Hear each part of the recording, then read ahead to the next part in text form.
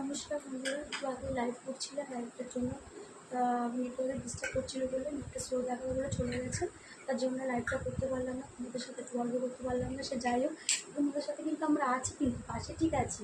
তোমাদের সাথে প্রত্যেকটা ভিডিও প্রত্যেকটা রোজ রোজ দিচ্ছি, কিন্তু লাইভ করতে পারি না দেখে প্রতিদিন কিন্তু তোমাদের সাথে দেখাতে দিচ্ছি। তো আজকে একটা ভয়েস করবো, তোমাদের একটা গান শোনাবো। তো মহালয়ারই দিনের একটা গান, তো আগাম শুভেচ্ছা একটা গান শোনাচ্ছি, ঠিক আছে? মা